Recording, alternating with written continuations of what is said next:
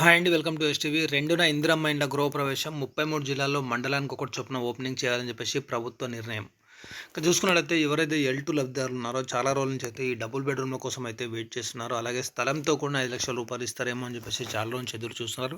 ముఖ్యంగా మనం చూసుకున్నట్లయితే తెలంగాణ వ్యాప్తంగా అంటే జిహెచ్ఎంసీ పరిధిలోనే L2 లబ్ధిదారులు ఎక్కువ ఉన్నారు కాబట్టి దానికి సంబంధించి ఈ వీడియోలో మీకు క్లియర్ ఎక్స్ప్లెయిన్ చేస్తాను. వీడియో అక్కడ స్కిప్ చేయకండి. అలాగే మీకు తెలిసిన వాళ్ళు కూడా షేర్ చేసి లైక్ చేసి సపోర్ట్ చేయండి. ఇలాంటి మరిన్ని అప్డేట్స్ ఎప్పటికప్పుడు మీకు అందించే ప్రయత్నం చేస్తాను.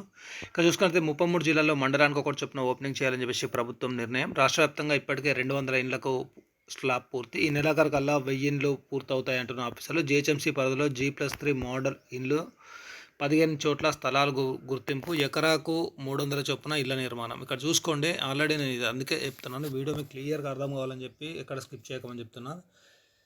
ఇక్కడ చూసుకోవచ్చు, జిహెచ్ఎంసీ పరిధిలో G+3 మోడల్ ఇండ్లు 15 చోట్ల స్థలాలు గుర్తింపు, ఎకరాకు 300 ఇళ్ల నిర్మాణం.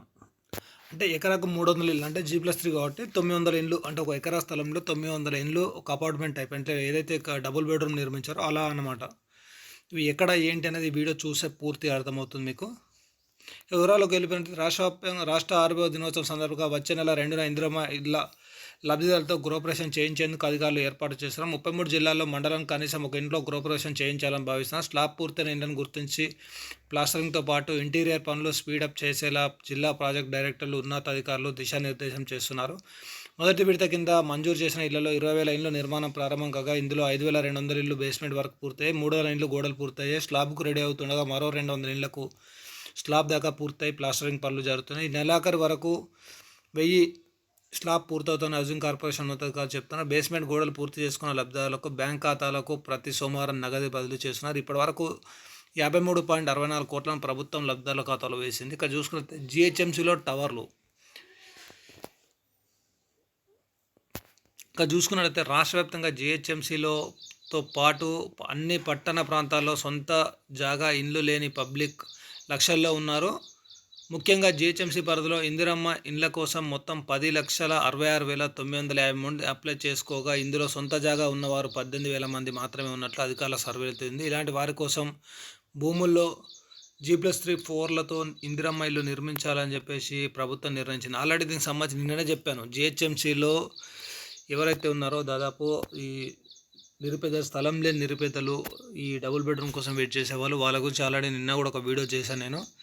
ఇక్కడ చూసుకుంటే ఈ క్రమంలో జిహెచ్ఎంసీ పరిధిలో 15 ప్రాంతాల్లో ప్రభుత్వ భూమిని గుర్తించిన జిహెచ్ఎంసీ కమిషనర్, హైదరాబాద్ కలెక్టర్ ఆ వివరాలను హౌసింగ్ అధికారులకు అందజేశారు. ఆయా చోట్ల G+3 మోడల్లో ఇందిరమ్మ ఇళ్లను ప్రభుత్వం నిర్మించింది. 1 ఎకరా పరిధిలో 300 ఇళ్లు నిర్మించాలని హౌసింగ్ ఆఫీసర్లు నిర్ణయించారు. అంతకు మించి నిర్మిస్తే మౌలిక వసతులకు అధికంగా ఖర్చు చేయాల్సి వస్తుందని చెప్పారు.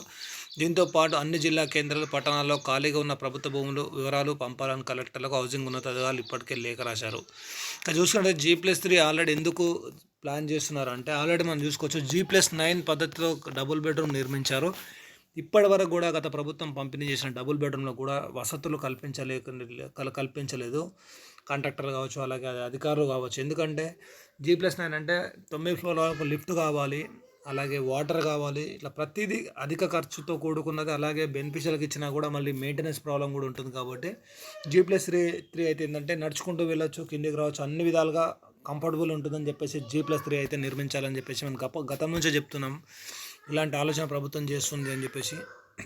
వివరాలు వచ్చిన తర్వాత కేబినెట్లో తీసుకునే నిర్ణయం ఆధారంగా ముందుకు పోతామని అధికారులు అయితే చెప్తున్నారు.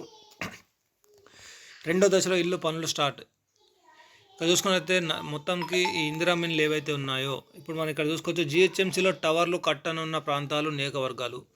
షేక్పేటకు సంబంధించి ఖైరతాబాద్ కాన్స్టిట్యున్సీ షేక్పేటలో అయితే ఈ G+3 ఇండ్లు, అంటే ఈ ఖైరతాబాద్ సంబంధించి ఎవరైతే ఏరియాలు ఉంటారో వాళ్ళకు వచ్చేసి ఈ షేక్పేట సైడ్ ఇండ్లు అయితే నిర్మిస్తారు. హిమాయత్ నగర్ సంబంధించి ముషీరాబాద్ కాన్స్టిట్యున్సీకి సంబంధించి, అలాగే సైదాబాద్ వచ్చేసి యాకత్పుర, మలక్పేట ఏవైతే ఉన్నాయో అక్కడ నిర్మిస్తారు.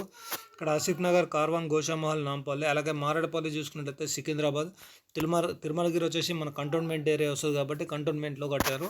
ఇక బండ్లగూడ చూస్తే చంద్రాయనగుట్ట సైడ్. మొత్తం అయితే ఈ G+3 ఇండ్లు అయితే ఇలా నిర్మించాలని ఈ ఏరియాలలో నిర్మిస్తారనమాట. బట్ ఏంటంటే ఈ G+3 నిర్మిస్తే కూడా తొందరగా కంప్లీట్ అవుతుంది. అంటే ఏదైతే ఇప్పుడు దాదాపు సంవత్సరం గడిచిపోతుంది ఈ కాంగ్రెస్ ప్రభుత్వం ఏర్పడి, ఇంకా దాదాపు 3 సంవత్సరాల టైం మాత్రమే ఉంది. కాబట్టి తొందరగా G+3 నిర్మించినట్లయితే తొందరలో అందుబాటులోకి కూడా వస్తాయి. లబ్ధాలు కూడా ఎలక్షన్స్ వరకు మీకైతే పంపిణీ కార్యక్రమం ఉంటుంది. ఎందుకంటే ఇప్పుడు గత ప్రభుత్వం పంపిణీ చేయని ఏవైతే డబుల్ బెడ్రూమ్ ఉన్నాయో ఇప్పటికీ కొన్ని మాత్రమే ఉన్నాయి. అవి పంపిణీ చేయడం కూడా చాలామంది ఈ ఇండ్లు ఇవ్వాలి కాబట్టి G+3 పద్ధతిలో నిర్మిస్తే తొందరగా కట్టడం అయిపోతుంది. ఆ కట్టడం అయిపోయిన తర్వాత అప్పుడు లబ్ధిదారులకు కూడా అందజేయడానికి కూడా మంచి అవకాశం ఉంటుంది కాబట్టి ఎలక్షన్ల ముందు ప్రభుత్వానికి కూడా ఒక ప్లస్ పాయింట్ అవుతుంది కాబట్టి ఆ లోపు నిర్మించి ఈ లబ్ధిదారుల L2 లబ్ధిదారులకు అయితే ఇవ్వాలని చెప్పేసి నిర్ణయించారు.